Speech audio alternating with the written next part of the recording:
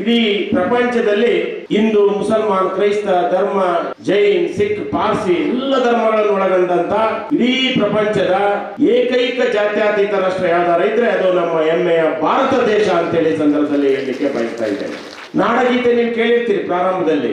ನಮ್ಮ ಜಿಲ್ಲೆಯ ಹುಟ್ಟಿದಂತ ತಾತ್ವಿಕವಾಗಿ ಅವರು ಶಿವಮೊಗ್ಗ ಜಿಲ್ಲೆಯಲ್ಲಿ ಹುಟ್ಟಿದ್ರು, ಡಾಕ್ಟರ್ ಕುವೆಂಪು ಅವರು ಹುಟ್ಟಿದ್ದು ಚಿಕ್ಕಮಗಳೂರು ಜಿಲ್ಲೆ ಕೊಪ್ಪ ತಾಲೂಕು ಹಿರೇಕುಡಿಯ ಗ್ರಾಮದಲ್ಲಿ. ಕುವೆಂಪು ಅವರು ರಚನೆ ಮಾಡಿದಂತ ನಾಡಗೀತೆನಲ್ಲಿ ಅವ್ರು ಹೇಳ್ತಾರೆ, ಇಡೀ ವಿಶ್ವಕ್ಕೆ ಶಾಂತಿಯ ತವರೂರು ನಮ್ಮ ನಾಡು ಅನ್ನೋದನ್ನ ಅವರ ಆ ಒಂದು ನಾಡಗೀತೆನಲ್ಲಿ ಹೇಳುವ ಸಂದರ್ಭದಲ್ಲಿ ಎಲ್ಲ ಧರ್ಮ ಜಾತಿಗಳನ್ನ ಆ ನಾಡಗೀತೆನಲ್ಲಿ ಮತ್ತೆ ಎಲ್ಲ ಮಹಾಪುರುಷರನ್ನ ಆ ನಾಡಗೀತೆನಲ್ಲಿ ತರುವಂತ ಕೆಲಸ ಪ್ರಯತ್ನವನ್ನ ಅದು ನಮ್ಮ ಜಿಲ್ಲೆಯವರಾಯ್ತಕ್ಕಂಥ ಕುವೆಂಪು ಅವರು ಮಾಡಿರ್ತಾರೆ. ಬಹುಶಃ ಕುವೆಂಪು ಅವರನ್ನ ನಾನು ಈ ಸಂದರ್ಭದಲ್ಲಿ ಇನ್ನೊಂದು ನೆನಪು ಮಾಡ್ಕೊಂಡು ಅವ್ರ ಮಾತನ್ನು ಮುಂದುವರಿಸ್ತೇನೆ.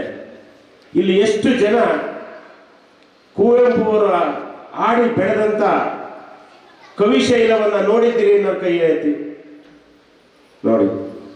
ಒಂದು 30% ಎತ್ತಿದ್ವಿ, ಇನ್ನು 70% ನೋಡಿಲ್ಲ. ದಯಮಾಡಿ ನೀವೆಲ್ಲ ಜಾನಪದ ಕಲಾವಿದರು, ಜಾನಪದ ಕಲೆ ಬಗ್ಗೆ ಅಭಿಮಾನ ಇಟ್ಕೊಂಡ್ರವರು ಒಮ್ಮೆ ಡಾಕ್ಟರ್ ರಾಜ್ಕುಮಾರ್ ಹೇಳ್ತಿದ್ರಲ್ಲ, ಏನೇನು ಒಂದ್ಸಲಿ ಎಲ್ಲಿ ಭೇಟಿ ಕೊಡಿ ಅಂತ, ಸಾಯೋದ್ರೊಳಗೆ ಒಮ್ಮೆ ನೋಡು ಜೋಗಾದ್ ಗುಂಡಿ ಅಂತ ಅವ್ರು ಹೇಳ್ತಾ ಇದ್ರು. ಆದ್ರೆ ನಾನು ಹೇಳ್ತೇನೆ, ಸಾಯೋದ್ರೊಳಗೆ ಒಮ್ಮೆ ನೋಡಿ ಕುವೆಂಪು ಅವರ ಕವಿಶೈಲವನ್ನ ನಮ್ಮ ಜಿಲ್ಲೆದು ಅಂತ ಹೇಳಲಿಕ್ಕೆ ಬಯಸ್ತೇನೆ.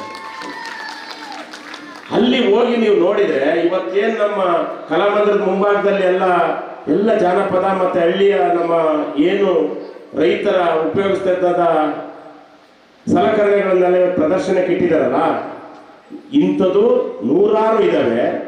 ಒಬ್ಬ ರೈತನ ಮಕ್ಕಳು ಈ ಭೂಮಿ ಮೇಲೆ ಹುಟ್ಟಿದ್ರೆ ಏನೇನು ರೈತ ಸಲಕರಣೆಗಳನ್ನು ಉಪಯೋಗಿಸ್ತಾನೋ ಅವಷ್ಟು ಸಹ ಕವಿಶೈಲದಲ್ಲಿ ಇದೆ ಅನ್ನೋದನ್ನ ನಾನು ಈ ಸಂದರ್ಭದಲ್ಲಿ ಹೇಳಲಿಕ್ಕೆ ಬಯಸ್ತಾ ಇದ್ದೇನೆ.